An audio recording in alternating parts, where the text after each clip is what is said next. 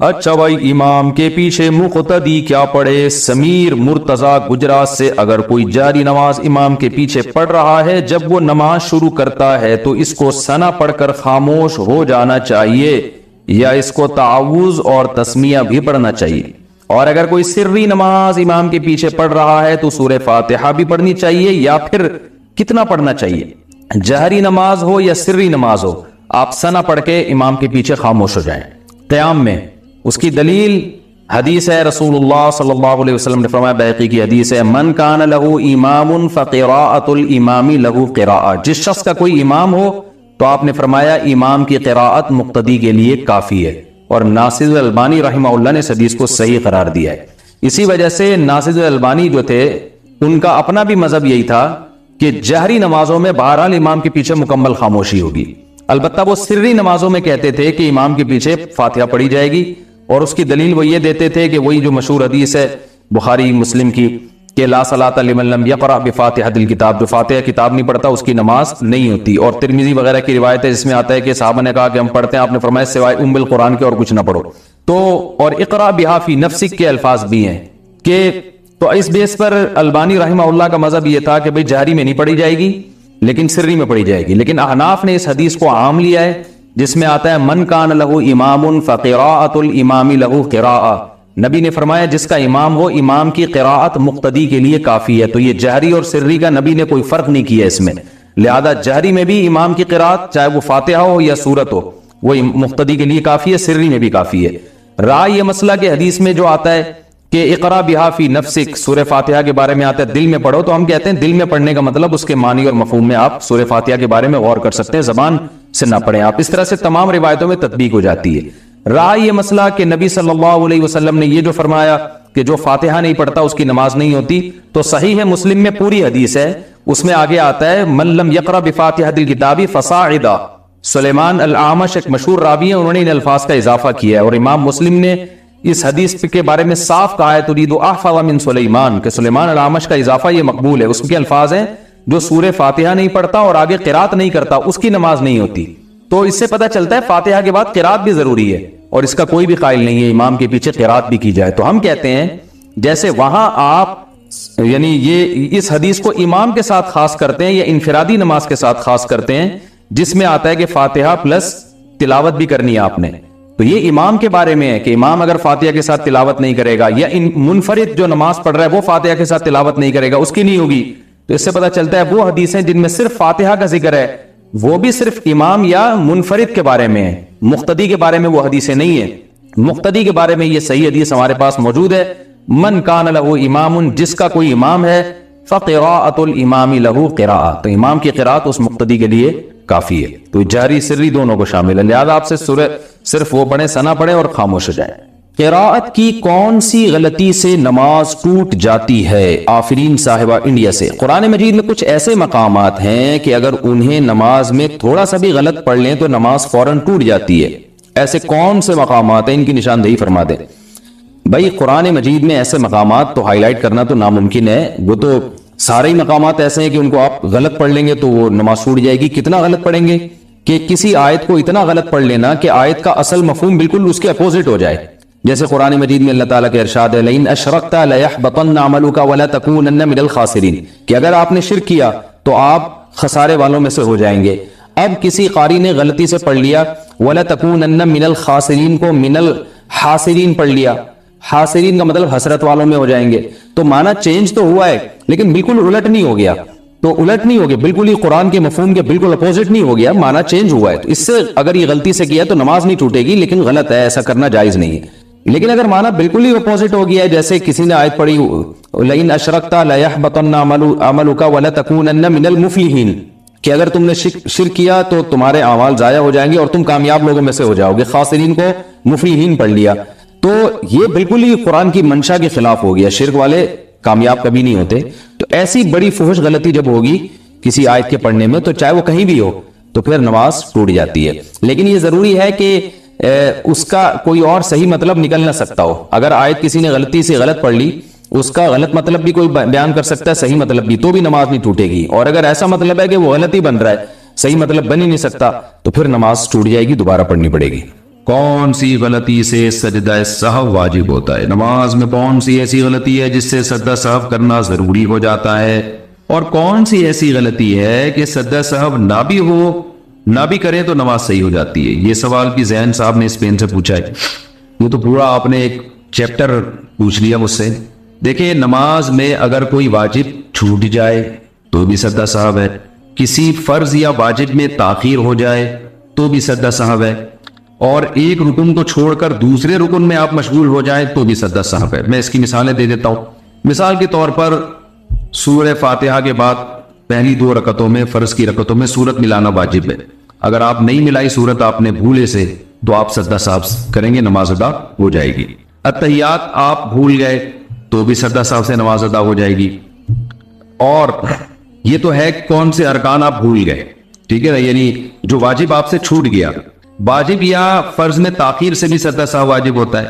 مثال کے طور پر آپ سنت موقدہ پڑھ رہے تھے، 4 سنتیں جو ظہر سے پہلے ہوتی ہیں، یا وتر پڑھ رہے تھے، یا فرض نماز پڑھ رہے تھے، دوسری رکعت کے بعد آپ نے اتحیات پڑھ کے کھڑے ہونا تھا، لیکن آپ کھڑے نہیں ہوئے بلکہ آپ درود شریف پڑھ لیا آپ نے خاص مقدار تو اعلیٰ آل ابراہیم تک آپ نے جو ہے نا اللہم صلی علی محمد وعلی آل محمد کما صلیت علی، یہاں تک آپ نے درود شریف پڑھ لیا تو تاخیر سے آپ پر سجدہ سہو واجب ہو جائے گا۔ لیکن نوافل میں تاخیر سے نہیں ہوتا، نوافل میں 2 رکعت کے بعد درود شریف پڑھ لیں تو بھی کوئی جائز نہیں ہے۔ اسی طرح آپ نے تیسری رکعت کے بعد کھڑا ہونا تھا، لیکن یعنی امام کے پیچھے آپ نماز پڑھ رہے ہیں، امام نے سلام پھیرا، آپ کی 1 رکعت باقی تھی، آپ نے کھڑے ہونا تھا لیکن آپ کھڑے نہیں ہوئے بلکہ امام کے ساتھ آپ نے سلام پھیر لیا، تو سلام پھیرنے سے کیا ہوا ہے کہ آپ کو جانا چاہیے تھا قیام میں، لیکن آپ وہ رکن چھوڑ کر ایک دوسرے رکن میں چلے گئے، اور السلام تک آپ نے سلام کا لفظ اپنی زبان سے نکال دیا، تو بھی آپ کو پھر آخر میں سجدہ سہو کرنا پڑے گا، کیونکہ 1 رکعت آپ کی باقی تھی اور آپ سلام پھیر لیا آپ نے، تو ایک رکن چھوڑ کر آپ دوسرے رکن میں مشغول ہو گئے۔ تو یہ کچھ احکام ہیں جو عام طور پہ لوگوں سے غلطیاں ہو رہی ہوتی ہیں، تو ان غلطیوں میں آپ سجدہ سہو کریں گے تو نماز ادا ہو جائے گی۔ اور اگر آپ نے نماز کا کوئی رکن چھوڑ دیا تو پھر سجدہ سہو سے نماز نہیں ہوتی۔ مثال کے طور پر نماز کے بعد آپ کو آخر میں یاد آیا میں تو رکوع کیا ہی نہیں ہے، نماز کے بعد یاد آیا، تو رکوع چھوڑنا تو ایک فرض چھوڑ دیا نا، آپ نے رکن چھوڑ دیا، تو اس کی سجدہ سہو سے تلافی نہیں ہوگی۔ یہ نماز میں ترتیب الٹ دیں آپ کہ رکوع آپ نے چھوڑا تو تھا لیکن سجدے میں جا کے یاد آیا کہ میں نے رکوع نہیں کیا ہے، تو پھر آپ کھڑے ہوں گے، دوبارہ رکوع کریں گے، پھر دوبارہ سجدہ کریں گے، تو یہ ترتیب جو آپ سے چینج ہوئی ہے نا، اس کی وجہ سے بھی آپ کو سجدہ سہو کرنا پڑے گا۔ بہتر یہ ہے کہ بہشتی زیور جو کتاب ہے مسائل کی، جامعۃ الرشید والوں نے چھاپی ہے تسہیل بہشتی زیور کے نام سے، وہ کتاب آپ گھر میں رکھیں، اس میں روز مرہ کے نماز کے، روزے کے اور بہت سارے مسائل اس میں ہیں۔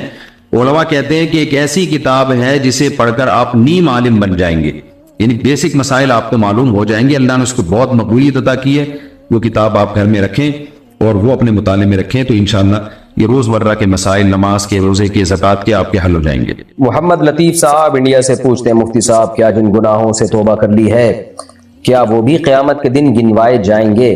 بھائی محمد لطیف صاحب، روایات سے ہمیں یہ پتہ چلتا ہے کہ جب کوئی بہت پکی توبہ کرے، بہت گڑ گڑائے اللہ کے سامنے، تو پھر اللہ اس کے گناہوں کے نشانات کو بھی مٹا دیتے ہیں۔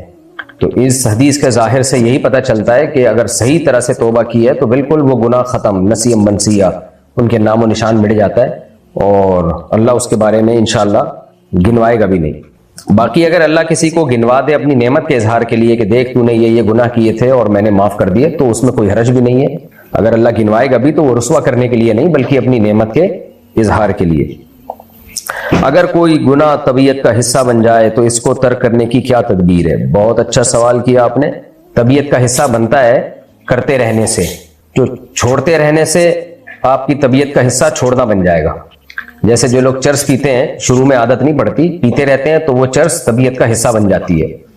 کیوں بن گئی بھائی طبیعت کا حصہ؟ اس لیے کہ پیتے رہے کنٹینیو، تو اب چھوڑیں گے، شروع میں تکلیف ہوگی، چھوڑتے رہیں تو چھوڑتے رہنے سے چھوڑنا طبیعت کا حصہ بن جائے گا۔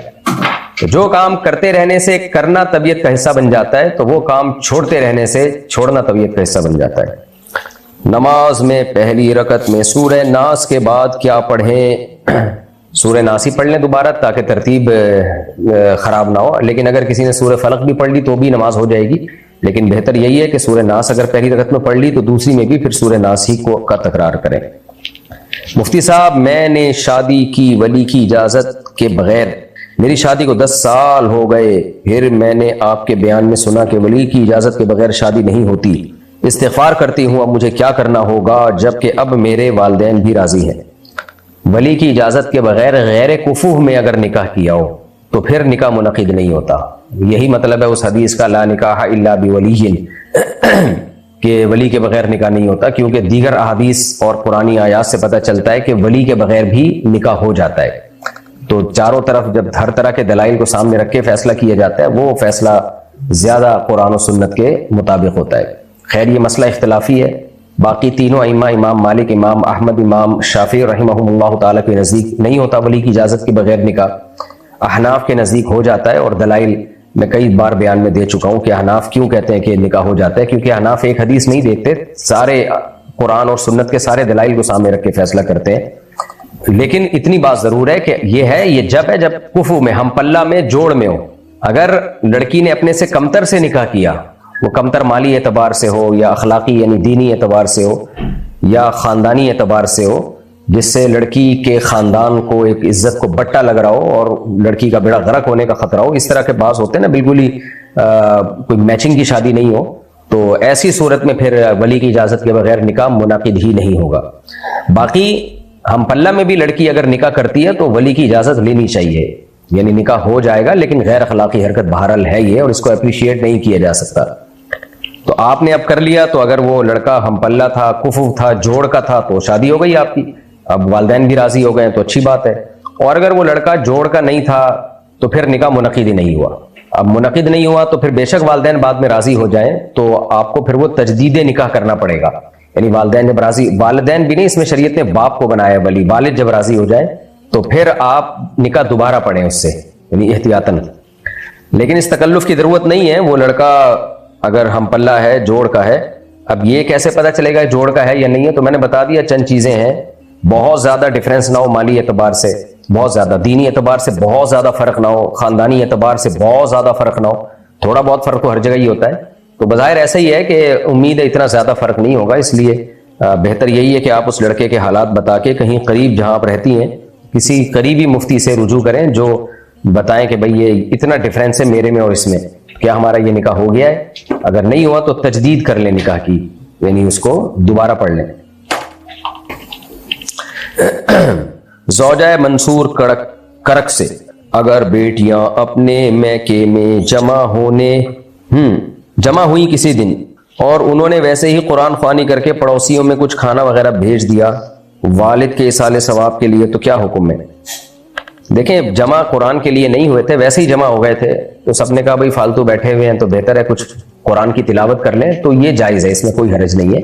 ایصال ثواب کے لیے جو قرآن خوانی بدعت ہے وہ قرآن خوانی بدعت ہے جس میں لوگوں کو جمع کر کے بلایا جائے، کیونکہ اس کا ہمیں قرآن و سنت سے، صحابہ سے کوئی ثبوت نہیں ملتا. کہیں نہیں ملتا کہ حضرت ابوبکر کا انتقال ہوا تو حضرت عمر نے قرآن خوانی کی، سب لوگوں کو بلایا. تو اس لیے یہ انڈیویجولی اگر ہو تو ٹھیک ہے. ہاں جمع ویسے ہی ہوئے تھے تو پھر کہا چلو ویسے ہی بیٹھے ہوئے ہیں تو ہم قرآن ہی پڑھ لیں، تو یہ اتفاق سے ایک حیات ہے، اجتماع ہے، یہ ٹھیک ہے، اس میں کوئی حرج نہیں ہے. باقی کھانا وانا نہ بانٹیں، بس قرآن پڑھ لیا، کھانے کا ٹائم ہے تو کھانا کھا لیں، بانٹنے کی کیا ضرورت ہے؟ کھانا کھلانا، بانٹنا یہ شادی بیاہ کے موقع پہ ہوتا ہے، خوشیوں کے موقع پہ ہوتا ہے. باقی میت کے ایصال ثواب کے لیے صدقات و خیرات ہے، تو صدقات و خیرات کا مطلب ہے غریبوں میں جا کے کچھ پیسے بانٹ دیں یا چپکے سے کہیں کھانا وانا بانٹ کے آ جائے غریبوں میں، محلے پڑوس میں ضرورت نہیں ہے. ہم کافر ملک میں فوڈ ڈیلیوری کا کام کرتے ہیں تو اس میں حلال اور حرام دونوں طرح کے پیکٹ ہوتے ہیں، کیا یہ کام جائز ہے؟ نہیں، جائز نہیں ہے. حرام مال آپ ڈیلیور نہیں کر سکتے، حرام گوشت. اگر امام صاحب آیت سجدہ پڑھ کر سجدہ کرنا بھول جائیں تو مقتدی لقمہ دے سکتا ہے؟ اللہ اکبر کہہ کر جی دے سکتا ہے.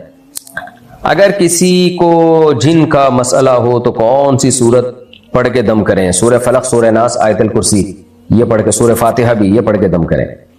اور ڈاکٹر کو بھی دکھائیں، بعض دفعہ جن میں نہیں ہوتا، 99.9% تو یہ نفسیاتی بیماریاں ہوتی ہیں، دماغی بیماریاں ہوتی ہیں جس کو لوگ جن سمجھ رہے ہوتے ہیں. اور بعض دفعہ فراڈ ہوتا ہے، وہ اس نے اپنے اوپر مسلط کیا ہوا ہوتا ہے، ڈرامے بنایا، اس کو کس لڑکی سے عشق معاشقہ ہو جاتا ہے، زیادہ تر عاشقوں پہ چنچڑے ہوئے ہوتے ہیں، تو یا لڑکی کو کسی سے عشق ہو جاتا ہے، وہ ڈرامے کر رہی ہوتی ہے. 2 طلاق دینے کے بعد شوہر نے کہا کہ تجھے پورا چھوڑ دیا ہے، تو کیا 3 طلاقیں ہوں گی؟ دیکھیں، اس نوعیت کے مسائل میں شوہر کی نیت، سیاق و سباق، یہ ساری چیزیں جاننا ضروری ہے. اس لیے میں اس کا جنرلی جواب دینے کے بجائے آپ یہ مسئلہ قریبی دارالفتہ میں جمع کرا دیں یا ہمارے پاس بھیج دیں اور اپنا فون نمبر بھی، تو پھر شوہر سے ڈائریکٹ رابطہ کر کے جب تک میں پوری تفصیل نہیں پوچھوں گا اس بارے میں فتویٰ نہیں دے سکتا کہ اس کی کیا نیت تھی، سیاق و سباق میں بات کیا چل رہی تھی، جدید طلاق کی نیت سے اس نے الفاظ کہے ہیں، تو تشکیک کے ساتھ یعنی شک کے ساتھ جواب دینا کہ اگر یہ تھا تو پھر یہ جواب ہے، اگر یہ تھا تو اس سے جو پوچھنے والا ہے وہ بجائے جواب ملنے کے اور زیادہ الجھ جاتا ہے۔ تو اس لیے یہاں ہمارے ایڈریس پہ جامع مسجد الفلاحیہ سیکٹر 10 نارتھ کراچی، اس ایڈریس پہ آپ سوال لکھ کے PCS کر دیں اور اپنا فون نمبر بھی ڈال دیں، یعنی شوہر کا فون نمبر، کیونکہ دی شوہر نے ہے نا تو اس سے پھر ڈیٹیل پوچھی جائے گی۔ میں نے اسکالرشپ اپلائی کی تھی لیکن پھر اپنی فیس خود ہی جمع کرا دی، اب میری پڑھائی ختم ہو گئی تو اسکالرشپ آئی ہے، تو کیا اس اسکالرشپ کسی اور چیز پر میں خرچ کر سکتی ہوں؟ دیکھیں جہاں سے آپ کو اسکالرشپ مل رہی ہے وہاں کا لا معلوم کریں آپ، قانون کیا ہے، تو اگر قانوناً اس کی اجازت ہے تو پھر آپ استعمال کریں، اگر اجازت نہیں ہے تو پھر آپ کے لیے یہ پیسے استعمال کرنا جائز نہیں ہے۔ اگر کوئی بندہ نماز پڑھ رہا ہو تو اس کے آگے سے گزرنے کے لیے کتنا گیپ ہونا چاہیے؟ 2 صفوں کا گیپ ہونا چاہیے نارملی۔ کیا سردیوں میں وضو میں بازو پر مسح کر سکتے ہیں؟ نہیں، سردیوں میں بھی آپ کو بازو مکمل دھونے پڑیں گے۔ شوہر نے اپنی بیوی کو 3 طلاقیں دی لیکن گواہ نہیں ہے تو کیا طلاقیں ہو جائیں گی؟ جی ہو جائیں گی، طلاق کے لیے گواہ کا ہونا ضروری نہیں ہے، تینوں طلاقیں واقع ہو جائیں گی۔ خریدنے کے بعد اگر عیب نکل آئے تو کیا موبائل واپس کر سکتے ہیں؟ جی کر سکتے ہیں واپس، اگر موبائل میں کوئی فالٹ نکل آیا تو اسی وقت جا کے اس کو خیار عیب کہتے ہیں، شریعت میں خیار رؤیت بھی دیا ہے، خیار عیب بھی دیا ہے، جو خریدنے والا ہے اس کو۔ خیار رؤیت یہ ہوتا ہے کہ آپ نے دیکھے بغیر ایک چیز خرید لی تو دیکھنے کے بعد آپ کو شریعت رائٹ دیتی ہے کہ آپ واپس کر سکتے ہیں، جو بیچنے والا ہے وہ واپس لینے کا پابند ہوگا۔ اسی طرح آپ نے دیکھی اس وقت عیب سامنے نہیں تھا، کھولا ڈبہ دیکھا اس میں تو فالٹ ہے، تو شریعت نے خریدنے والے کو یہ اختیار دیا ہے کہ آپ جا کے واپس کر دیں وہ چیز، تو بیچنے والا وہ چیز واپس لینے کا پابند ہوگا۔ غیر مسلم کو خون دینا کیسا ہے؟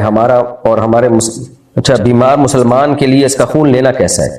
دونوں عمل جائز ہیں، غیر مسلم کو خون دے بھی سکتے ہیں، غیر مسلم سے خون لے بھی سکتے ہیں۔ کیا اچھا یہ سوال کہہ دو مانگتے وقت ہونٹ ہلانا ضروری ہے یا دل ہی دل میں مانگ سکتے ہیں؟ کہہ دو کا کیا مطلب بھائی؟ مانگتے وقت ہونٹ ہلانا ضروری ہے یا دل ہی دل میں؟ میرا خیال ہے یہ پوچھنا چاہ رہے ہیں دعا مانگتے وقت ہونٹ ہلانا ضروری ہے، سنت طریقہ یہی ہے کہ دعا مانگتے وقت ہونٹ ہلائے۔ اتنی اگر سستی آ رہی ہے کہ منہ سے ہونٹ بھی نہیں ہلائے جا رہے تو حدیث میں آتا ہے کہ اللہ تعالیٰ وہ دعا جو بددلی اور بے دلی سے مانگی جاتی ہے اللہ اس دعا کو رد کر دیتے ہیں۔ تمہیں مانگتے ہوئے موت آ رہی ہے، تکلیف ہو رہی ہے تو اللہ کیوں دے گا پھر تمہیں بھائی؟ تو اس لیے دعا باقاعدہ ہونٹ ہلا کے اللہ سے مانگنی چاہیے۔ ہاں بعض مواقع ایسے ہوتے ہیں نہیں انسان ہونٹ ہلا سکتا تو اس میں پھر دل ہی دل میں بھی دعا مانگ سکتا ہے، لیکن جو باقاعدہ پراپر طریقہ ہے سنت وہ ہونٹ ہلا کے الفاظ کی ادائیگی کے ساتھ دعا مانگی جائے۔ مجیب الرحمان صاحب انڈیا سے آج کل یوٹیوب پر نسوانیت سے متعلق اقوال زرعی کی بھرمار آئی ہوئی ہے، ان میں مرد سے مراد نامحرم مرد اور عورت سے مراد صریح طور پر نامحرم شادی شدہ اور غیر شادی شدہ خواتین ہوتی ہیں، نہ کہ شوہر اور بیوی۔ ایسے اقوال اور ان کے راویوں کے بارے میں وضاحت فرمائیں، کیا یہ شرعاً جائز ہے؟ کہاں سے جائز ہو گیا بھائی صاحب؟ بڑی گاڑی اردو آپ نے استعمال کی ہے، یہ ہم 6ٹھی کلاس کی اردو میں پڑھتے تھے، اقوال زرعی۔ اب آپ پوچھنا کیا چاہ رہے ہیں پوری طرح سے میں سمجھ نہیں پا رہا، یعنی نامحرم مرد اور عورتیں بیٹھ کے ٹھٹے مار رہے ہوتے ہیں میڈیا پہ، وہ تو حرام ہے اگر یہی آپ، اور پھر نصیحتیں بھی کر رہے ہوتے ہیں، تو ان سے کہیں کہ پہلے خود تو میڈیا پہ آ کے آپ اپنی حرکتیں دیکھو، آپ نصیحت کر رہے ہو ہمیں۔ فرقان خان انڈیا سے پگڑی پر گھر لینا کیسا ہے؟ جائز نہیں ہے بالکل بھی، پگڑی پہ گھر لینا ناجائز ہے، حرام ہے۔ اچھا بھائی اس کا ڈیٹیل سے پگڑی پہ گھر لینا کیوں ناجائز ہے اس کا ڈیٹیل سے میں جواب دے چکا ہوں۔ کسی کے طلاق کے پیپر پر گواہ بننے کے طور پر سائن کرنا گناہ ہے کیا؟ نہیں، طلاق دینے والے کو تو شریعت نے یہ کہا ہے کہ بلا ضرورت طلاق نہ دے، ناپسندیدہ کیا ہے اس کو، لیکن اگر دے رہا ہے تو اس پہ گواہ بننا جائز ہے، کیونکہ گواہ نہ بننے سے زیادہ مسائل کھڑے ہو سکتے ہیں، بعد میں مکر جائے وہ طلاق دے کر، یا کوئی جھوٹ بول دے کہ نہیں دی ہے اس نے، بہت سارے مسائل ہو سکتے ہیں، تو اس لیے اگر کوئی آپ کو گواہ بنا رہا ہے تو گواہ بن جانا چاہیے اس پہ۔ وضو میں انگلی کا خلال کرنا کیسا ہے؟ اچھی بات ہے، ہاتھوں میں ایسے خلال کرنا چاہیے، داڑھی کا بھی خلال کرنا چاہیے، پاؤں کی انگلیوں کا بھی خلال کرنا چاہیے۔ سنت طریقہ ہے. سجدہ تلاوت کس طریقے سے ادا کریں؟ بہت آسان طریقہ ہے. جب سجدے والی آیت پڑھی تو بہتر یہی ہے کہ اسی وقت سجدہ کر لیں, قبلے کی طرف رخ کریں. اب باوضو ہو یہ ضروری ہے, سجدے میں چلے جائیں, اللہ اکبر کہہ کے سبحان ربی الاعلیٰ 3 دفعہ پڑھیں. زیادہ پڑھ لیں تو زیادہ اچھی بات ہے, اللہ اکبر کہہ کے اٹھ جائیں, بس ختم. اگر امتحان میں کبھی نقل کر لی ہو تو اب جاب کی آمدن حرام ہوگی یا نہیں؟ لیکن جاب پوری محنت سے ملی ہے اور کام بھی پابندی سے ہوتا ہے. جاب حرام نہیں ہوتی میرے بھائی, اگر امتحان نقل کر کے پاس کیا ہے. نقل کرنا بری بات ہے, دھوکہ ہے, لیکن اس بیس پہ اگر جاب ملی ہے تو جاب میں آپ کو جو کام دیا جا رہا ہے اس کی تنخواہ مل رہی ہے, تو کام اگر حلال ہے اور محنت سے کر رہے ہیں تو تنخواہ حلال ہے. مفتی صاحب تمباکو کی فصل اگانا یعنی اس کی کھیتی باڑی کرنا جائز ہے یا نہیں؟ جائز ہے لیکن بہتر نہیں ہے, کوئی اور کام کریں تو زیادہ اچھا ہے. کیا تولیے سے سطر صاف کر سکتے ہیں؟ بہت بری حرکت ہے. اسی تولیے سے سطر صاف کریں گے, پھر اسی سے منہ صاف کریں گے. سوچ کے اتنی گھن آ رہی ہے, تھو تھو چی چی. بگلا کھانا حلال ہے یا حرام؟ حلال ہے بھائی. بگلے نے کیا بگاڑا ہے آپ کا؟ اتنا شریف شرفا قسم کا خوبصورت سا جانور ہوتا ہے, کھا سکتے ہیں. بگلا لائے گا کہاں سے آپ کے پاس؟ اتنا آسان تھوڑی ہے بگلے کھانا. قسم کا کفارہ پہلے دینا ضروری ہے یا بعد میں بھی دے سکتے ہیں؟ پہلے نہیں دے سکتے. پہلے اگر قسم کا کفارہ دے دیا تو کفارہ نہیں ہوگا. قسم کا کفارہ قسم توڑنے کے بعد ہی دیا جا سکتا ہے. نور محمد انصاری دبئی سے, میرے ایک دوست سے رمضان میں روزے کی حالت میں زنا ہو گیا تھا, استغفر اللہ بھائی, اور اب وہ اس کا کفارہ ادا کرنا چاہتا ہے, لیکن وہ کہہ رہا ہے کہ میں 60 روزے نہیں رکھ سکتا, تو کیا کسی غریب کو پیسے دینے سے کفارہ ادا ہو جائے گا؟ اگر وہ جوان ہے اس کو 60 روزے لگاتار رکھنے پڑیں گے, غریب کو پیسے دینے سے کفارہ ادا نہیں ہوگا. شارک صاحب انڈیا سے, کیا تہجد کی نماز دوستوں کے ساتھ پڑھ سکتے ہیں؟ تنہائی میں پڑھنا ضروری ہے, دوستوں کے ساتھ بھی پڑھ سکتے ہیں, کوئی حرج نہیں ہے, پڑھ لیں آپ کسی بھی طریقے سے. کیا کوئی آدمی کسی دوسرے شخص کے مال کو شرعی طریقے سے کاروبار میں لگا کر اس کے بدلے اس سے کمیشن لے سکتا ہے جبکہ وہ کمیشن دینے پر راضی ہو, اور اس نے یہاں تک اس کو اختیار دیا کہ میرا یہ مال کاروبار میں لگا دو اور اپنی مرضی کا کمیشن لے کے باقی مجھے دے دو؟ دیکھیں, یہ جائز ہے کہ میں کسی کو مال دوں اور بولوں کہ تم اس پیسے کو میری طرف سے جہاں چاہو کاروبار میں لگاؤ, جتنا پروفٹ ہو اس میں سے اتنے % مجھے دے دینا, اتنے % خود رکھ لینا, یہ بالکل جائز ہے. لیکن اس میں یہ ضروری ہے کہ کمیشن طے کیا جائے پرسنٹیج کے حساب سے. یہ جو کہا ہے کہ جتنا مرضی کمیشن دے دینا, یہ ٹھیک نہیں ہے, جائز نہیں ہے ایسا معاملہ. یوں ہوگا بھائی, یہ پیسے میں دے رہا ہوں آپ کو جہاں چاہے بزنس کرو اس سے, لیکن یہ بس ذہن میں رکھنا جتنا پروفٹ آپ کا ہوگا اس میں سے اتنے % میرا, اتنے % آپ کا, اس طرح سے جائز ہے. اسلام 360 ایپ استعمال کر سکتے ہیں یا نہیں کر سکتے ہیں بھائی؟ اب لیکن اس میں مختلف علماء کے مختلف ترجمے ہیں, تو اس میں اگر آپ کو کہیں کنفیوژن ہو کہ یہ ترجمہ ٹھیک ہے یا نہیں ہے, کیونکہ اسلام 360 والوں نے کیا کیا ہے کہ مختلف مکاتب فکر کے علماء کے تراجم حدیث کے ہوں یا قرآن کے ہوں وہ ڈال دیے ہیں, اور وہ ذمہ داری سے بری ہو گئے ہیں. بھائی آپ مصنف پر اب آپ کو جس مصنف پر یا مفسر پر اعتماد ہے آپ اس کی تفسیر پڑھ لیں. تو انہوں نے لائبریری کی شکل میں ایک یہ سمجھیں کہ ایک لائبریری جمع کر دی ہے, جیسے ہم فزیکل کتابیں لا کے رکھ دیتے ہیں, تو انہوں نے بھی ایک ڈیجیٹل کتابوں کا ایک مجموعہ بنا لیے, تو تاکہ لوگوں کو سہولت ہو, وہ جو کتاب یا جو تفسیر دیکھنا چاہیں دیکھ سکتے ہیں. تو اس لیے اب یہ آپ پر ہے کہ آپ کس کی تفسیر دیکھ رہے ہیں, ریلائبل علماء کی, جو مستند علماء ہیں ان کی, یا ایویں کسی کی بھی آپ اٹھا کے تفسیر پڑھنا شروع کر دیتے ہیں. تو اس لیے کوئی کنفیوژن ہو تو پھر علماء سے رابطہ کر کے پوچھا جائے ان سے. اگر شوہر لڑائی کے دوران بار بار یہ کہے کہ چپ ہو جا ورنہ میرے منہ سے نکل جائے گا, کیا نکل جائے گا بھائی؟ چپ ہو جا لفظ تو نکل ہی گیا. کیا اس کے اس طرح کہنے سے طلاق ہو جائے گی؟ اور اس نے کئی دفعہ گھر سے نکل جانے کو بھی کہا ہے. نہیں جی, طلاق دینے سے ہوتی ہے, اس طرح کہنے سے نہیں ہوتی, منہ سے نکل جائے گا. تو زکوٰۃ کتنی مالیت پر فرض ہوتی ہے؟ دیکھو میاں بیوی کے جھگڑوں میں نا, جب شوہر کو اس طرح غصہ آیا ہوا ہو نا, ایک تو شوہر کو اس طرح غیر ضروری طلاق کی دھمکیاں نہیں دینی چاہیے, دوسرا وہ دے رہا ہو تو عورت کو بھی چاہیے کہ چپ کر کے بیٹھ جائے, وہ بھی زیادہ جوش میں آئی ہوئی ہوتی ہے, پھر دونوں ہی رو رہے ہوتے ہیں بعد میں بیٹھ کے, تو اس لیے برداشت کرنا چاہیے ایک دوسرے کو. زکوٰۃ کتنی مالیت پہ فرض ہوتی ہے؟ زکوٰۃ ہے 52.5 تولہ چاندی, جس کی قیمت بدلتی رہتی ہے.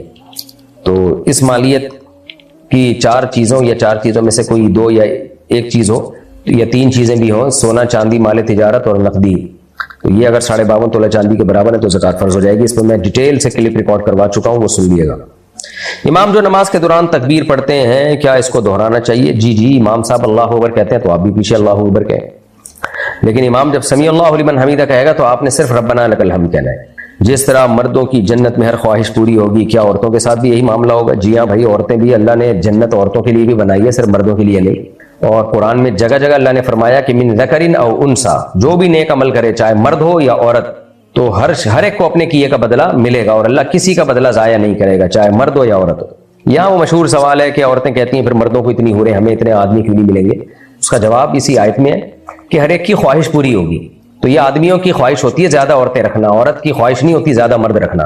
عورت ایک ہی مرد کو پسند کرتی ہے جو اس کا شوہر ہوتا ہے، یہ نیچر ہے، فطرت ہے۔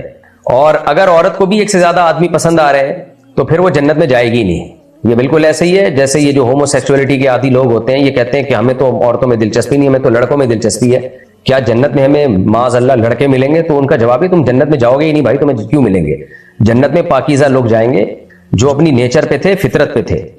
تو لوط علیہ السلام کی قوم کا عمل کرنے والے لوگ جب تک وہ توبہ نہیں کر لیتے تو وہ جنت کی امیدیں کیوں لگا کے بیٹھے ہوئے ہیں؟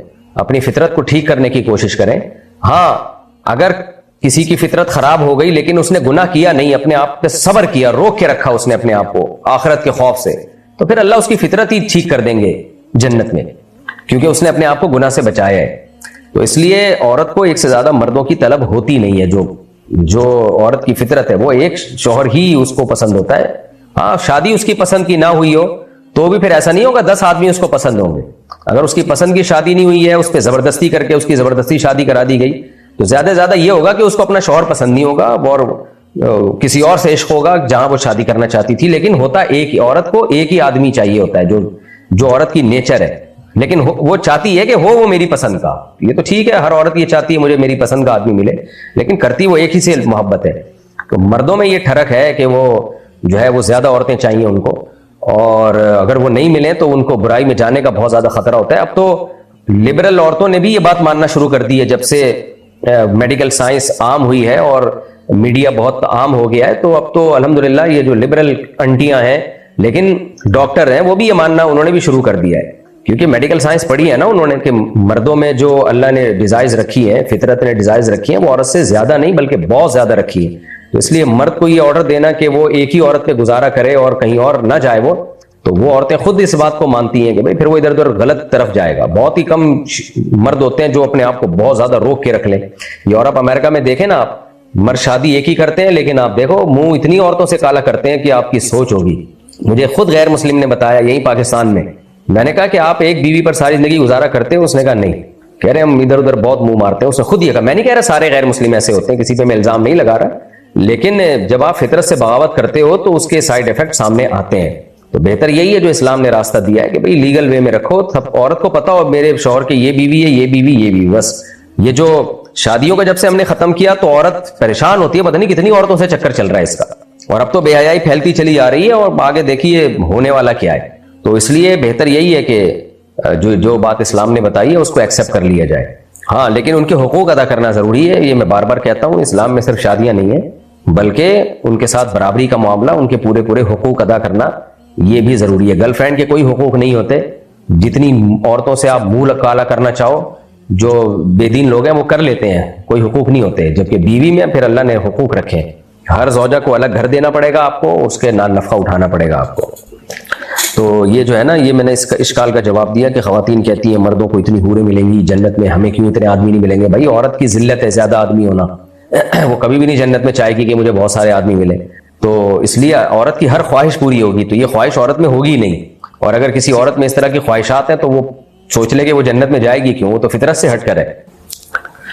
محمد فیصل انڈیا سے، مفتی صاحب میں میڈیکل کوڈنگ، کیا لکھا ہے، میڈیکل کوڈنگ کمپنی کے لیے کام کرتا ہوں جس کا ہیلتھ انشورنس کمپنیوں سے ٹائپ ہوتا ہے۔ کیا لکھا ہے یار، یہ ہمارے کمپوزر بھی بعض دفعہ ایسے الفاظ لکھتے ہیں۔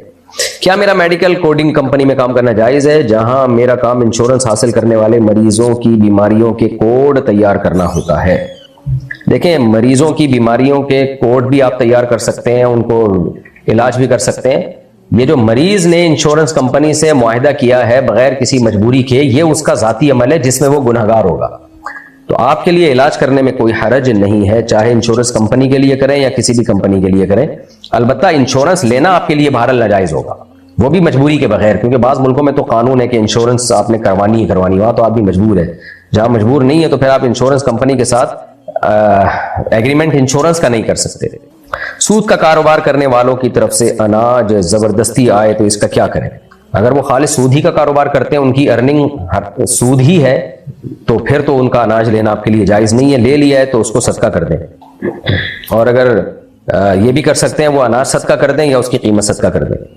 مسلمان کو کافر بولنا یا برے ناموں سے پکارنا گناہ ہے, واضح گناہ ہے. سورہ حجرات میں اللہ تعالیٰ نے لا تلمزوا انفسکم ولا تنابزوا بالالقاب صاف لفظوں میں منع کیا ہے کہ نہ ایک دوسرے کو برے ناموں سے پکارو.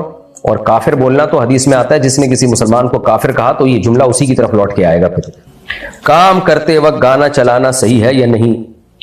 کام کرتے ہوئے بھی گانا چلانا صحیح نہیں ہے, کام نہ کرتے ہوئے بھی گانا چلانا صحیح نہیں ہے. تو لوگوں کی عادت ہوتی ہے, دفتروں میں کام کر رہے ہوتے ہیں اور گانا لگا ہوا ہوتا ہے, ہل بھی رہے ہوتے ہیں اور گانا بھی سن رہے ہوتے ہیں. تو کسی بھی کام میں آپ مشغول ہیں, ڈرائیونگ میں یا دفتروں میں, تو لوگ کہتے ہیں اس سے ہمارا, ٹیلرز کو دیکھا ہم نے, وہ کام کر رہے ہوتے ہیں, یعنی وہ سی رہے ہوتے ہیں کپڑے وپڑے اور گانے لگے ہوئے ہوتے ہیں, انجوائے کر رہے ہوتے ہیں. تو یہ ٹھیک عمل نہیں ہے, گانا سننا جائز نہیں ہے. میں نے یہ ہو گیا.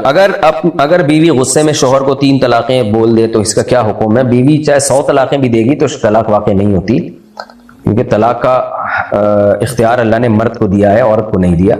اور طلاق شوہر کو نہیں ہوتی, خوب سمجھ لیں, طلاق عورت کو ہوتی ہے, وہ شوہر کے نکاح سے آزاد ہوتی ہے. آج کل یہ لفظ بھی میڈیا میں بہت یوز ہو رہا ہے کہ فلاں خاتون نے اپنے شوہر کو چھوڑ دیا. اسلام میں شوہر عورت کو چھوڑتا ہے, عورت شوہر کو نہیں چھوڑتی, کیونکہ عورت باؤنڈ ہوتی ہے نکاح کے بعد, یعنی مرد کی کسٹڈی میں آتی ہے. تو ہم نے ساری چیزیں یورپ امریکہ سے لے رہے ہیں, ان کے ہاں تو مرد اور عورت میں کوئی فرق ہی نہیں ہے. تو اسلام میں جو کانسیپٹ ہے, مرد ناکح ہوتا ہے, نکاح کرنے والا, عورت منکوحہ ہوتی ہے جس کے اوپر نکاح ہوا ہو. طلاق کہتے ہیں آزادی کو, تو طلاق مرد عورت کو دیتا ہے جس سے عورت نکاح کی قید سے آزاد ہو جاتی ہے. تو اس لیے اسلام میں مرد مطلقہ نہیں ہوتا, عورت مطلقہ ہوتی ہے. مرد مطلق ہوتا ہے, طلاق دینے والا. یہی وجہ ہے کہ اگر مرد عورت کو بھی اختیار دے دے طلاق دینے کا, کہ بھائی میں تمہیں رائٹ دے رہا ہوں, تمہیں اختیار دے رہا ہوں کہ تم بھی طلاق واقع کر سکتی ہو, تو پھر عورت کے پاس طلاق کا حق آ جاتا ہے. لیکن پھر بھی وہ طلاق اپنے اوپر واقع کرے گی, شوہر پہ نہیں کرے گی. یعنی کہ شوہر نے بیوی کو کہہ دیا بھائی تمہیں رائٹ ہے, تمہیں میں نے اختیار دے دیا ہے کہ تم بھی اب طلاق دے سکتی ہو, تو پھر عورت یہ نہیں کہے گی جاؤ میں نے تمہیں طلاق دی, بلکہ کہے گی ٹھیک ہے میں نے اپنے آپ کو طلاق دی, یعنی میں نے اپنے آپ کو آپ کے نکاح سے آزاد کیا. تو اس لیے یہ نسبت مرد طلاق دیتا ہے, عورت پہ طلاق واقع ہوتی ہے. یہ اس ڈیٹیل میں اس لیے بتا رہا ہوں کہ ہم لوگ پھر پورا وہ جو ہے نا اسلام کو چھوڑ کے یورپین کلچر کی طرف آ رہے ہیں. ان کے یہاں یہ ہوتا ہے کہ دھڑ دھڑ دھڑ اس کو بھی فارغ کر دیا شوہر کو, یعنی میں نے اس کو چھوڑ دیا. بھائی چھوڑا پکڑا ہوا شوہر نے تھا, آپ نے تھوڑی شوہر کو پکڑا ہوا ہے, تو شوہر نے آپ کو پکڑا ہوا ہے. کیا مطلب آپ باؤنڈ ہو شوہر کی اطاعت اور ماتحتی میں. یہ ایسے ہی کمپنی میں آپ بولو کہ میں نے باس کو نکال دیا کمپنی سے, باس کہے گا تو کیوں نکالے گا, بھائی میں تجھے نکالوں گا. تو ماتحت ہوتی ہے عورت شوہر کی. اسی طرح جیسے عورت غلام نہیں ہے شوہر کی, ماتحت ہونا الگ چیز ہے, غلام ہونا الگ چیز ہے. جیسے ہم حکومت کے ماتحت ہیں, غلام نہیں ہے. کمپنی میں لوگ باس کے ماتحت ہوتے ہیں, غلام نہیں ہوتے. تو باس کے پاس یہ رائٹ ہوتا ہے کہ آپ کو رکھے یا نہ رکھے. تو ایسے ہی مرد کے پاس یہ رائٹ ہے کہ وہ عورت کو رکھے یا اس کو چھوڑ دے. باقی چھوڑنا اچھا کام نہیں ہے, اس کے پھر شرعی حکم الگ ہے جو طلاق کے احکام اللہ نے بیان کیے کہ کب چھوڑنے جائز ہے, کب برا ہے اور ناپسندیدہ ہے, اور کس طرح سے چھوڑ سکتے ہو, کس طرح سے نہیں چھوڑ سکتے. وہ تو پورے احکام قرآن و سنت میں اور فقہ کی کتابوں میں ڈیٹیل سے بیان ہوئے. لیکن یہ کانسیپٹ سمجھ لینا چاہیے. ڈراموں فلموں سے ہمارے یہاں کانسیپٹ آ رہا ہے کہ بیوی کہہ رہی ہوتی ہے میں نے چھوڑ دیا اپنے شوہر کو. بھائی آپ نہیں چھوڑ سکتی, آپ اپنے آپ کو چھڑوا سکتی ہو شوہر سے. تو عدالت بھی اگر نکاح ختم کرتی ہے کسی ویلڈ ریزن کی بیس پہ, تو یوں نہیں کہا جائے گا کہ عدالت نے شوہر کو بیوی سے چھڑوا دیا, بلکہ عدالت یہ کرے گی جو چند صورتیں ان میں, ورنہ عدالت بھی طلاق نہیں دے سکتی. خوب سمجھ لیں, یہ عدالتی خلا پر تو میں بہت دفعہ بول چکا ہوں. تو تنسیخ نکاح جو ہوتی ہے اس میں بھی کیا ہوتا ہے, وہ طلاق بائن ہوتی ہے. تنسیخ نکاح اس میں یہ ہوتا ہے کہ عدالت نے عورت کو شوہر سے آزاد کر دیا ہے. شوہر چھوڑ نہیں رہا تھا اور ظلم بھی کر رہا تھا, نہ ڈیورس دے رہا ہے, نہ اس کو عزت کے ساتھ رکھ رہا ہے, نہ چھوڑ رہا ہے. تو ایسی کنڈیشن میں عورت گواہوں سے ثابت کرے کہ میرا شوہر نہ مجھے رکھتا ہے نہ مجھے چھوڑتا ہے, تو پھر عدالت شوہر کا نائب بن کے بیوی کو شوہر سے چھڑوا دے گی, یعنی نکاح ختم کرا کے اس کو آزاد کرائے گی. اس میں بھی یہ نہیں کہا جائے گا کہ شوہر کو بیوی سے آزاد کرا دیا ہے, یہ نہیں ہوگا. تو یہ ڈیٹیل میں اس لیے بتا رہا ہوں کہ ڈراموں فلموں اور یہ میڈیا سے نا یہ ایک عجیب سا ہی ہمارے سوسائٹی میں تصور بنتا چلا جا رہا ہے کہ عورت کہہ رہی ہوتی میں نے اپنے شوہر کو ڈیورس دے دی ہے, میں نے اپنے شوہر کو چھوڑ دیا ہے. بھائی چھوڑا نہیں ہے, آپ نہیں چھوڑ سکتی شوہر کو. یوں کہو میں نے اپنے آپ کو اپنے شوہر سے چھڑوا لیا ہے, آزاد کروا لیا ہے, یوں یہ الفاظ صحیح ہوں گے. اچھا بھائی, کسی نے یوں کہا ہے کہ یہ سوال ہے, میں نے اپنے اوپر جنت حرام ہونے کی قسم کھائی اور پھر توڑ دی, اس صورت میں مجھے کیا کرنا ہوگا؟ دیکھیں جنت حرام ہونے کی قسم نہیں ہوتی. اگر آپ نے یوں کہا نا کہ اگر میں نے یہ کام کیا تو مجھ پہ جنت حرام ہے, تو بہت ہی برا آپ نے الفاظ کہے, لیکن اس سے قسم منعقد نہیں ہوتی. جمعے کی کل رکعتیں کتنی پڑھنی چاہیے؟ جمعے کی کل رکعتیں، اس میں مختلف روایات ہیں. راجح قول جو مضبوط قول ہے وہ یہ ہے کہ کم سے کم 4 سنتیں پہلے اور اس کے بعد 4 سنتیں بعد میں. یہ روایت بھی ہمیں ملتی ہے کہ 6 سنتیں. اسی وجہ سے خود احناف کا بھی اس مسئلے میں اختلاف ہے کہ جمعے کے بعد 6 سنتیں ہوں گی یا 4 سنتیں ہوں گی. تو دونوں طرح کی روایات ہیں. راجح قول جو میں نے بتایا آپ کو وہ ہمارے نزدیک یہ ہے کہ 4 سنتیں مؤکدہ پہلے ہیں اور 2 فرض پڑھنے کے بعد پھر 4 سنتیں مؤکدہ. ہم قضاء عمری پڑھنا چاہتے ہیں، کون سی عمر سے نمازوں کا حساب لگائیں؟ یعنی کون سی عمر سے نمازیں فرض ہوتی ہیں؟ جب پہلی دفعہ لڑکوں کو نائٹ فال ہوتا ہے یا لڑکیوں کو مینسز آنا شروع ہوتے ہیں تو وہ بلوغت کی عمر شمار ہوتی ہے. اور اگر نائٹ فال نہیں آیا کسی کو، نہیں ہوا کسی کو، یا مینسز نہیں آنا شروع ہوئے تو پھر اسلامی لحاظ سے جب وہ 15 سال کے ہو جائیں تو اس وقت سے قضاء عمری پڑھنا ضروری ہے. طریقہ کیا ہے قضاء عمری کا؟ آپ یوٹیوب پہ جائیں، قضاء عمری کا طریقہ لکھ کے مفتی طارق مسعود لکھیں تو پوری ڈیٹیل سے میں نے اس کا طریقہ بتایا. اور یہ جو آج کل لوگ کہہ رہے ہیں کہ نماز اگر کسی سے قضا ہو جائے تو صرف توبہ سے معاف ہو جاتی ہے، قضاء عمری پڑھنا ضروری نہیں ہے، یہ آج کل کے اسکالرز ہیں، ان کے پاس اس دعوے کی کوئی دلیل نہیں ہے. نماز کے بارے میں ہمیں قرآن و سنت سے یہی ملتا ہے کہ قضا ہوگی تو آپ کو قضا بھی پڑھنی پڑے گی اور توبہ بھی کرنی پڑے گی. ہاں، دین میں تنگی نہیں ہے. اس کا مطلب یہ ہے کہ ایک ہی دن میں ساری زندگی کی نمازیں قضا نہیں ہوں گی. آپ کی اگر 10 سال کی نمازیں ہیں تو آپ 10 سال میں اس کو لوٹا لیں. تو اس طرح سے کر لیں آپ. بادشاہ خان سعودی عرب سے، میں اپنے بیٹے کی شادی کرنا چاہتا ہوں. تو سعودی عرب سے بھی، اور نام بھی ماشاءاللہ بادشاہ خان، اور کام بھی کیا خاندانی کر رہے ہیں، بادشاہوں والا، اپنے بیٹے کی شادی کرنا چاہ رہے ہیں لیکن وہ منع کرتا ہے. عجیب پاگل آدمی ہے یار. لوگ تو کہہ رہے ہیں ہمارے ابا ہماری شادی نہیں کر رہے اور آپ کا بیٹا کہہ رہا ہے کہ میں شادی نہیں کروں گا، اور آپ بھی اتنے نیک کہ پھر بھی کر رہے ہیں. کیا میں زبردستی کر سکتا ہوں؟ اس کی عمر 14 سال ہے. بھائی 2 تھپڑ لگا کے کر لو اس کی شادی، کیونکہ بگڑ جائے گا. خیر میں مذاق کر رہا ہوں، تھپڑ نہ لگائیں اس کو. زبردستی شادی کریں گے، بیوی سے محبت نہیں کرے گا، وہ اس کے حقوق ادا نہیں کرے گا اور ساری زندگی بیوی کو تانا دیتا رہے گا میں تو کر نہیں رہا تھا، ابا نے کرائی ہے. تو آپ ایسا کریں، اپنے بچے کو مجھ سے ملا دیں، اس کا باپ بھی شادی کرے گا انشاءاللہ. یعنی باپ سے میری مراد آپ نہیں ہے، یعنی وہ خود شادی کرے گا انشاءاللہ. اس کو سمجھا دوں گا میں، انسان کا بچہ بن جائے گا. اور اس کو چاہیے اپنے ابا کی قدر کرے، اتنے نیک ابا ملے ہیں اس کو. کیا اگر فرض کی تیسری چوتھی رکعت میں سورہ فاتحہ کے بعد بسم اللہ پڑھی اور تلاوت نہیں کی، صرف بسم اللہ پڑھی تو کیا سجدہ سہو واجب ہوگا؟ سجدہ تلاوت واجب ہوگا؟ سجدہ سہو. دیکھیں، فرض کی تیسری چوتھی رکعت میں سورہ فاتحہ کے بعد بسم اللہ پڑھی، تلاوت نہیں کی تو کچھ بھی نہیں واجب ہوتا. فرض کی تیسری اور چوتھی رکعت خالی ہوتی ہے، اس میں سورہ فاتحہ پڑھنی چاہیے، نہ پڑھیں تو بھی ٹھیک ہے، اور تلاوت نہیں کرنی چاہیے اس میں، لیکن کر لیں تو بھی گناہ نہیں ہے کوئی. تو اس میں کوئی تسبیحات پڑھ لیں وہ بھی ٹھیک ہے، روایات میں ہمیں ایسا ہی ملتا ہے. تو اس میں سورہ فاتحہ ضروری نہیں ہے، نہ بسم اللہ پڑھنا. پڑھ بھی لی تو بھی ٹھیک ہے، کچھ نہیں ہوتا، نہ سجدہ سہو واجب نہیں ہوتا اس سے، لیکن سورہ فاتحہ پڑھنی چاہیے تیسری اور چوتھی رکعت میں. مفتی صاحب، یہ حنفی سلسلہ اسلام میں کب شروع ہوا؟ یہ ایسے ہی سوال ہے. مصحف عثمانی اسلام میں کب آیا؟ یہ نبی کے دور میں تو قرآن تھا، مصحف عثمانی تو نہیں تھا. تو اس کا کیا جواب ہے؟ بھائی حضرت عثمان رضی اللہ تعالیٰ عنہ نے وہ قرآن جو نبی کے دور میں تھا اسی کو مرتب کر لیا. اب چونکہ مرتب اس کو حضرت عثمان نے کیا تو اس لیے اس کو مصحف عثمانی کہا جاتا ہے. تو یہ نہیں کہا جائے گا یہ پہلے نہیں تھا بعد میں آیا. ترتیب حضرت عثمان نے دی ہے اور وہی ترتیب آج چلی آ رہی ہے، اس لیے اس کو مصحف عثمانی کہتے ہیں.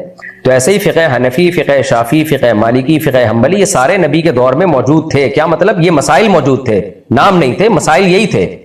انہی مسائل کو قرآن و سنت سے اخذ کر کے امام ابو حنیفہ نے جو ترتیب دی ان کے شاگردوں نے، تو اس مرتب فقہ کو فقہ حنفی کا نام دے دیا گیا، کیونکہ اس کو مرتب امام محمد نے کیا اور امام ابو حنیفہ کی رہنمائی میں، ان کی نگرانی میں، ان سے حاصل ہونے والے علم کی روشنی میں، اس لیے اس کو فقہ حنفی کہا جانے لگا.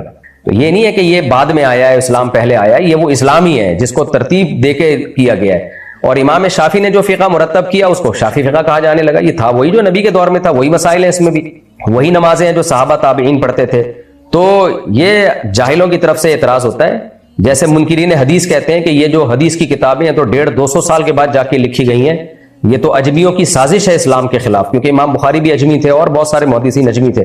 یہ تو اجمیوں نے کہ اسلام کے خلاف سازش کی ہے. نبی کے دور میں تو یہ کتابیں نہیں تھیں. تو پاگلوں، کتابیں نہیں تھیں، حدیثیں تو وہی ہیں جو نبی کے دور میں تھیں. مرتب امام بخاری نے کیا تو جس حدیث کو امام بخاری نے مرتب کیا اس کو ہم بخاری کی حدیث کہتے ہیں، جن کو امام مسلم نے مرتب کیا اس کو ہم مسلم کی حدیثیں کہتے ہیں. تو یہ بے وقوف لوگوں کے سوالات ہوتے ہیں جن کا کام انگلیاں توڑنا اور بس لوگوں میں فتنہ و فساد پھیلانا ہے اور کچھ بھی نہیں. اور ان لوگوں سے پوچھیں کہ تم جو اب تشریح کر رہے ہو قرآن و سنت کی 1400 سال کے بعد، تو یہ تشریح زیادہ معتبر ہے یا وہ جو مجتہدین جو تشریح کر کے جا چکے ہیں وہ زیادہ معتبر ہے؟ یعنی بعض لوگ کہتے ہیں نا یہ 4 صدی کی بدعت ہے تقلید، تو آج جو فرقے بن رہے ہیں وہ تو 15ویں صدی کی بدعت ہیں. ایسے ایسے فرقے ہیں 150-200 سال پہلے، اس نام کا کوئی بندہ نہیں آپ کو مارکیٹ میں ملے گا، تو وہ کہہ رہے ہوتے ہیں کہ ہم قرآن و سنت کی تشریح کریں گے. اور نئے نئے نمونے آ رہے ہیں مارکیٹ میں. بھی ایک نمونہ آیا، اس نے کہا کہ حدیث حجت نہیں ہے، سنت حجت ہے. یعنی حدیث کی کتابوں، اور ان کا مقصد یہ ہے کہ یہ حدیث کی جتنی کتابیں تاریخی روایات ہیں. یہ کیا غضب کر رہے ہو خدا کے بندو، تاریخ ہے یہ، ہسٹری ہے. یہ کس کی ہسٹری ہے؟ یہ نبی صلی اللہ علیہ وسلم کے اقوال ہیں اس میں، اور قرآن کہہ رہے ہیں اللہ کی اطاعت بھی کرو، رسول کی اطاعت بھی کرو. اور آپ نے پورے حدیث کے ذخیرے کا پورا آپ نے ایسا دھجیاں اڑا دی یہ کہہ کے یہ تو تاریخی کتابیں ہیں. بڑے مشہور اسکالر ہیں، آپ لوگ جانتے ہی ہوں گے. تو یہ مارکیٹ میں نمونے آ رہے ہیں اور آپ کو گمراہ کر رہے ہیں. اس سے بہتر ہے یہ جو فقہ 1400 صدیوں سے جو جب جیسے مصحف عثمانی پہ امت کو اللہ نے جمع کر دیا نا، اب کوئی اس زمانے کا کوئی پرانا نسخہ اٹھا کے لایا، بولے اس کی ترتیب دیکھو اس سے الگ ہے تو میں یہ لے کے چلوں گا، تو اس کا صاف مطلب ہے بھائی گمراہی پھیلا رہا ہے وہ. تو اسی طرح جو فقہ صدیوں پہلے مرتب ہو چکا، پوری امت نے اس کو مان لیا، اور وہ وہی فقہ ہے جو نبی صلی اللہ علیہ وسلم کے دور میں، صحابہ کے دور میں تھا، اسی کو ریٹن فارم میں مرتب شکل میں لایا گیا ہے. تو اسی کو فالو کرنے میں آپ کی نجات ہے. اس کے علاوہ دائیں بائیں جائیں گے یہ سب لوگ آپ کو گمراہ کر دیں گے.